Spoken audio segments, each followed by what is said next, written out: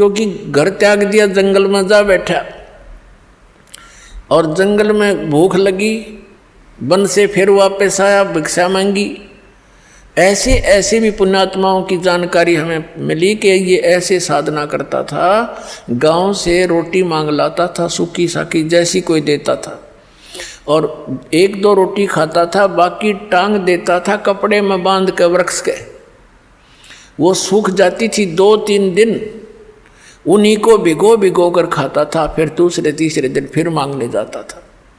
तो परमात्मा कहते तुम ऐसे भी साधक रह चुके हो, इतनी श्रद्धा से, ऐसे संयमी भी रहे, और जिस कारण से आपको क्या मिला, इंद्र कुबेर ईश की पदवी, ब्रह्मा वरुण धर्मराया, विष्णुनाथ के पुर को जाके तो फिर भी वापस आया।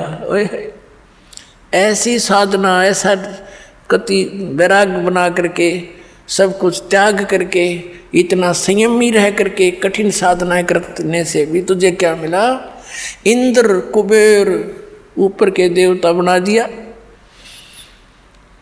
इंद्र किसे कहते हैं? स्वर्ग के राजा को। अब पुण्यात्माओं, हम तो यहाँ एक MLA MP सरपंच बन जाने सोचो, पता नहीं क्या बन गए, अनजानपने में, बगैर ज्ञान के ये बकवाद बाहों प्राणी को। अब इससे तुलना हो जाएगी कि राज्य की क्या आवश्यकता है, कि कैसा है ये राज्य। एक ये इंद्र कैसे बनता है, इसका या तो ये इतना पुण्य करे, धर्म यज्ञ करे, 100 मन देसी घी, एक मन में 40 किलो, 100 मन देसी घी एक बार की यज्ञ में लगावे, उसमें हवन भी हो, भंडारे भी हों। अब जैसे जिसमें 100 मन घी यानी 4000 किलोग्राम जैसे घी लगेगा, तो वहाँ अन्य खर्चा कितना होगा, आटे नमक मिर्च दाल का, तो वो तो गिनती है नहीं फिर। तो ऐसी 100 यज्ञ करे जिसमें 100 मन देसी घी प्रयोग हो, और उसके लिए कुछ कंडीशन है, टर्म एंड कंडीशंस हैं उसकी, कि ये अगर मर्यादा भंग होगी तो वो यज्ञ आपकी मान्य नहीं जाएगी, और 100 यज्ञों में से एक भी खंडित होगी तो नए सिरे करनी पड़ेगी। फिर उससे क्या मिलेगा, इंद्र की पदवी मिल जाएगी। इंद्र का यानी स्वर्ग का राजा इंद्र होता, जैसे प्रधानमंत्री मान लो भारत का राजा। तो इस प्रयत्न से, इस क्रिया से उसको इंद्र की पोस्ट मिलेगी, उस प्राणी को स्वर्ग का राजा बन जाएगा। अब उस स्वर्ग के अंदर तो आम व्यक्ति भी जाकर ने सोचा मैं सुखी हो जाऊंगा, बोलेपन में अज्ञानता से। अब परमात्मा हमें क्या ज्ञान देना चाहते हैं, इस ज्ञान से आपको सतलोक की इच्छा जागृत होगी। अब क्या बताना चाहते हैं परमात्मा, कि आप तो यहाँ छोटे से राज्य को प्राप्त करने की चेष्टा करते हो, और वो इंद्र का राज्य इतनी साधना करने से प्राप्त होगा। दूसरा उसका तरीका है, इतना तप करे, तप से राज भी प्राप्त होता है, और फिर उसमें भी टर्म एंड कंडीशंस होती हैं। तो वर्तमान जो स्वर्ग का राजा होता है इंद्र, उसको एक और इंस्ट्रक्शन होती है कि तेरे शासन काल में यदि इंद्र की पदवी प्राप्त करने योग्य किसी ने क्रिया कर ली, उसको बीच से ही पद रहित कर दिया जाएगा, और उस आत्मा को उसके पद पर विराजमान कर दिया जाएगा। तो उसको चिंता बनी रहती है स्वर्ग के राजा को, कि कोई पृथ्वी लोक पर इंद्र की पदवी प्राप्त करने योग्य कोई ये क्रिया ना कर ले। उनको खंडित करवाने का उसका सिर धड़कीबाजी लगाए रखता है। आप देख रहे हो यहाँ पर इस पृथ्वी के एक छोटे से MLA MP मंत्री मुख्यमंत्री बनने के लिए ये के कितना उद्मस्तार देते हैं। आपको मालूम है राजनीति कितनी खतरनाक है, और वहाँ भी वही राजनीति, वो इतने घटिया स्तर के कर्म कर देता है इंद्र, सोच भी नहीं सकते। अपनी पत्नी को भी भेज देता है अपने स्वार्थ सिद्धि के लिए किसी गैर पुरुष के पास। तो खाक है ये राज्य, खाक है ये राजनीति।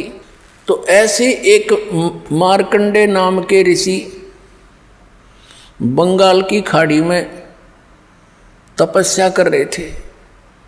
इंद्र के हलकारे यानी उसने गुप्तचर छोड़ रखे होते हैं पृथ्वी पर, उनके देवता यहाँ गुप्त रूप में घूमते रहते हैं और उनके ऐसे सूक्ष्म शरीर होते हैं। ये लंबी डिटेल बन जाएगी जब मैंने ये चैप्टर दूसरा शुरू कर दिया, क्योंकि आपने आज तक ज्ञान तो सुना ही नहीं है, उस अज्ञान को ज्ञान मान के ग्रहण कर रखा है।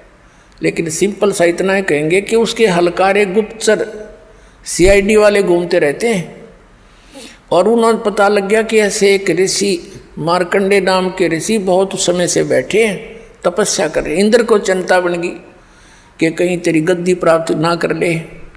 उस तप को भंग कराने के लिए, साधना को डिस्टर्ब करने के लिए उसने एक उर्वशी भेजी।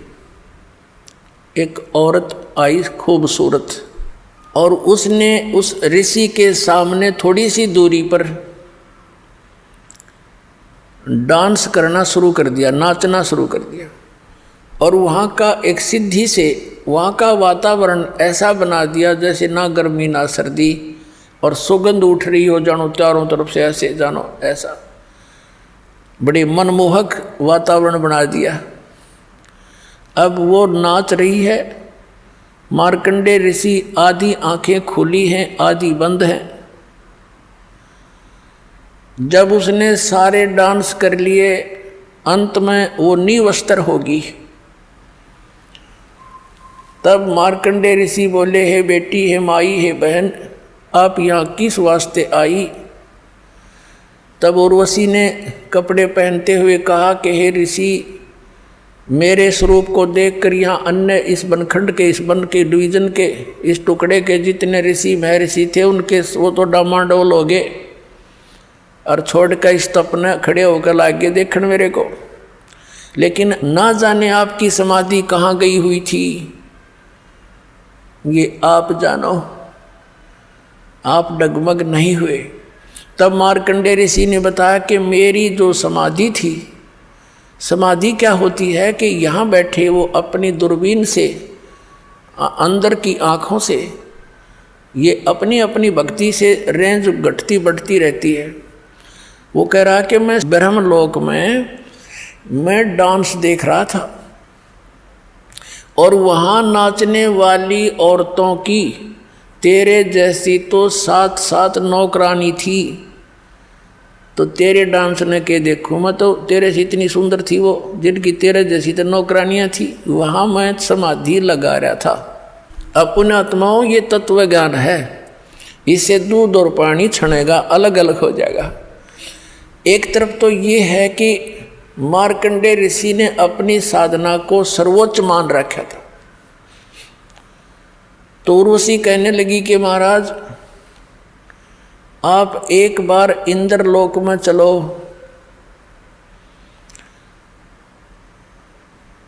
तो मार्कंडे ऋषि ने कहा कि तेरे से कोई और सुंदर हो उसको भेज दे, वो भी ट्राई कर लेगी।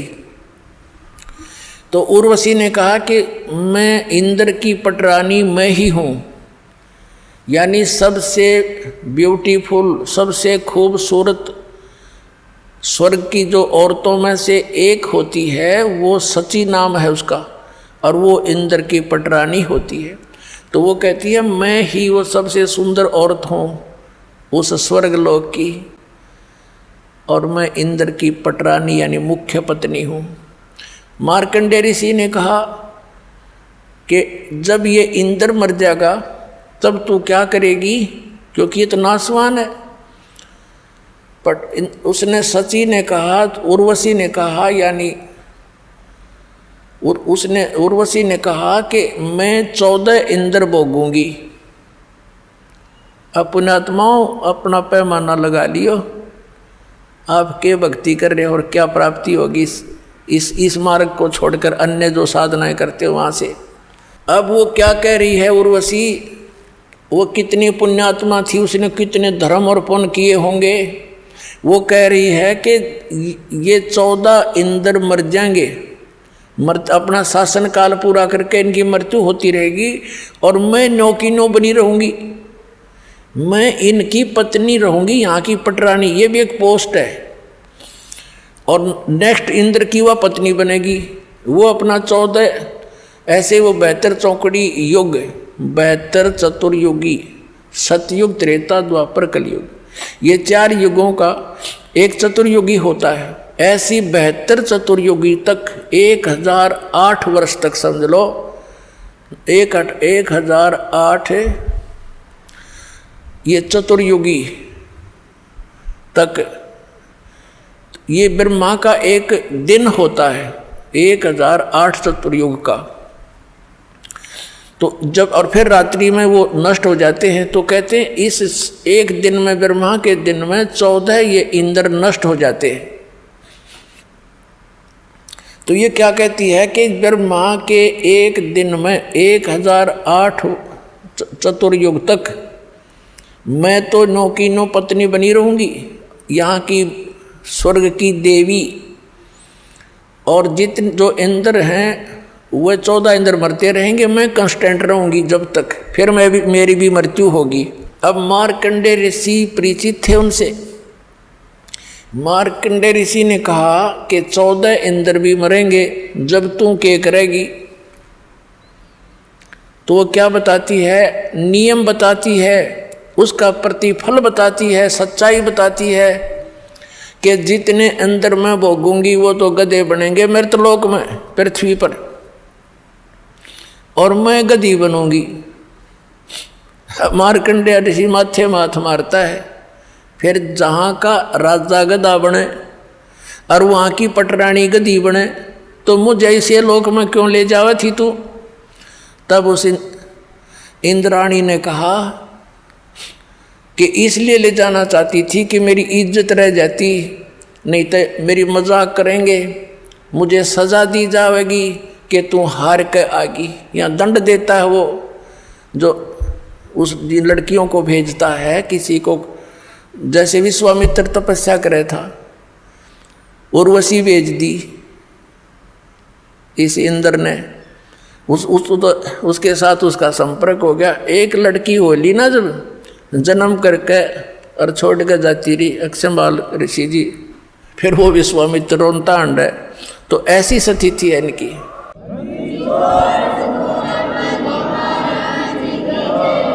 वो क्या कहती है कि मैं अपनी इज्जत रखने वास्ते, और ऐसे वो इंद्र इन ऋषियों को और लड़कियों को जो स्वर्ग में सुखी मानते हैं, स्वर्ग में सुख हो जाता है, उनका वो नौकर हैं उसके सारे, उस इंद्र के, और उनको बाई फोर्स भेजता है कि जा उसका धर्म भंग करके आ, नहीं तो तुझे सजा दूंगा। वहाँ कोड़ों से पीटी जाती हैं औरतें जो स्वर्ग के वासी कहलाते। इस डर के मारे वो कह रही है कि मुझे दुआगन करेंगे, सजा दी जाएगी, आप एक बार चल पड़ो। तब मार्कंडेय ऋषि ने कहा था कि किस लिए ले जाना चाहती थी, कि अपनी इज्जत रखने के लिए, नहीं तो यूँ कहेंगे तू भी हार के आएगी, सबसे सुंदर थी, सबसे शक्तिशाली थी। तब जब मार्कंडेय ऋषि ने कहा, ए भोली आत्मा, तू आज भी गधी, क्योंकि 14 खत्म करेगी, और मृत्यु के बाद तो स्वीकार कर रही है परमानेंट गधी, तो फिर गधी का भी इज्जत किसी, और इज्जत की ठेकेदार नहीं बनी बैठी, तू भाग यहाँ से।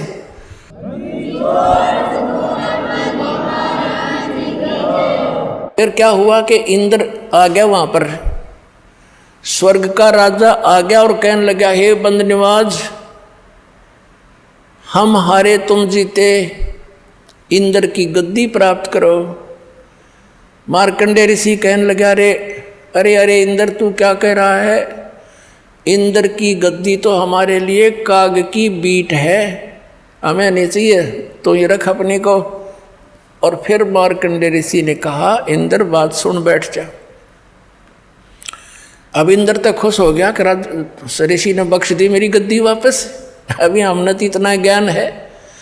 तब समझाने की चेष्टा की मार्कंडेय ऋषि ने कि देख, मृत्यु के उपरांत तू पशु बनेगा, गधे की योनि में जाएगा, आजा तुझे ऐसी भक्ति बता देता हूँ तेरा मोक्ष हो जाएगा, ब्रह्मलोक में चला जाएगा। अब और इंद्र क्या कहता है कि महाराज जी ईब तो मौज करने दो, फिर देखूंगा, फिर बोलो।